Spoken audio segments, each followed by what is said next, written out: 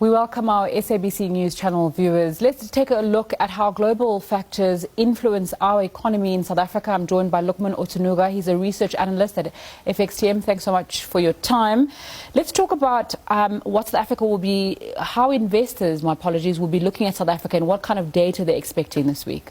Thank you very much for having me here today. Yes, we've got a couple of economic data from South Africa this week. There'll be much attention towards the trade balance because we know that South Africa is an open economy, and a third of GDP comes from exports. So if we have a situation where there's still a trade deficit, this could suggest that ongoing US-China trade developments are negatively impacting demand for South African products. With that US-China trade tensions, how badly does it affect the South African economy? It's quite significant when we keep in mind when two elephants are fighting, bystanders will always be under threat, and this is with South Africa. With China having a strong relationship with South Africa, naturally, if trade tensions between the two largest economies in the world result in slowing global growth, this will result back to South Africa and impact the rand. Okay. We also know that the United States is possibly threatening Europe and the Eurozone with tariffs as well. How possible is that, is an escalation there, and how will that affect us if that escalation does take place and they do start slapping tariffs there? Naturally, this is a hidden risk that investors need to pay very close attention to, because many people are saying after Donald Trump is finished with China, Europe is the next target. When we consider the situation Europe is in, the fact that Germany is facing headwinds, we have drama in Italy, we have Brexit negatively impacting the Eurozone, should Donald Trump start to target EU, this could cause a ripple effect across global markets, which will naturally negatively impact emerging markets like South Africa. And then what about a country like Iran, which you would assume perhaps there wouldn't be as much of an impact if they have tensions with the United States? So we're following the latest news with Donald Trump imposing sanctions on Iran. Naturally, this is important news to oil prices, and we know how oil prices impact the South African economy. Higher oil prices would lead to higher petrol prices, rising inflation. Everyone feels the heat. But my take on this is, when we're looking at oil prices in general, geopolitical factors are pushing oil prices higher. But looking at oil prices, it's like trying to use diesel to top up a petrol car. Prices are going to go higher, but it's only going to be to a certain extent. We have the OPEC meeting next month. Although OPEC members are likely to extend production cuts, this is unlikely to push oil prices higher, because the main factor that I'm looking for to support oil prices is a rise in demand, which goes back to ongoing US-China trade tensions. We know that the G20 meetings are taking place this week, and I know that we've been focusing a lot on what's going to happen on the sidelines, that meeting between Donald Trump and President Xi Jinping.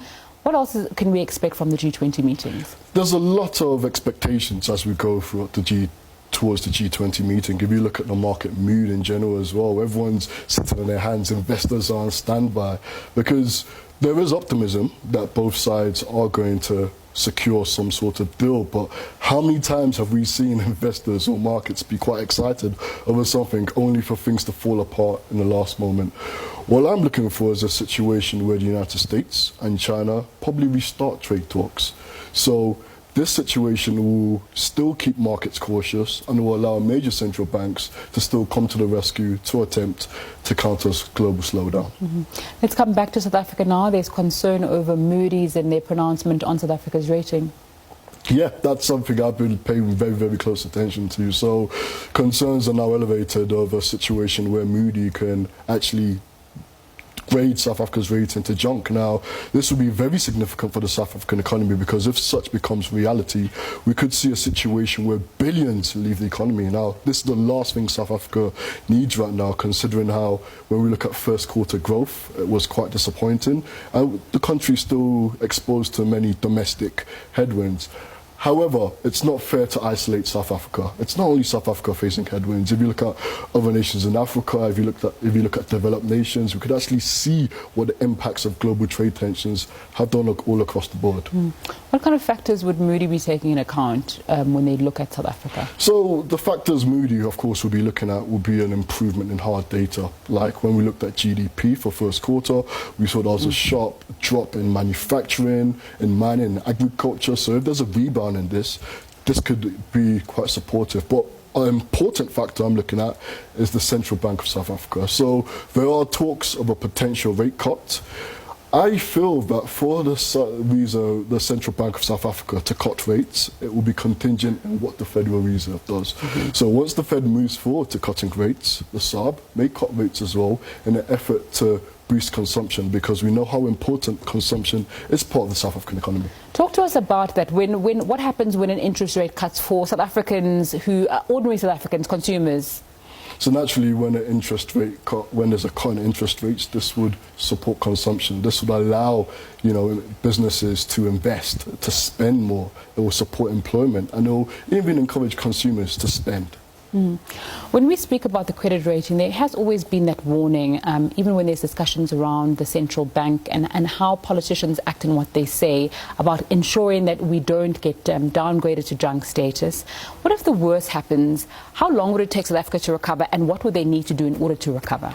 So hypothetically, if we do have worst case scenario, a situation where the credit rating is downgraded to a junk and US-China trade tensions intensify, the South African rand could drop as much as 4 to 5%. So this is very, very significant. And as I said, this is the last thing South Africa needs right now, considering how the nation is trying to trying to fix itself from the domestic and external headwinds. How much of an effect do policy decisions and contested policy decisions have on how not just Moodys but other credit ratings agencies view South Africa? Of course, naturally, these decisions do have an impact, but going back to what I was saying earlier, I'm more focusing on the external drivers impacting the South African economy. Thanks so much for your time on SABC News. Lukman Otunuga, he's a research analyst at FXTM, joining me in studio there to talk about how global factors affect the South African economy.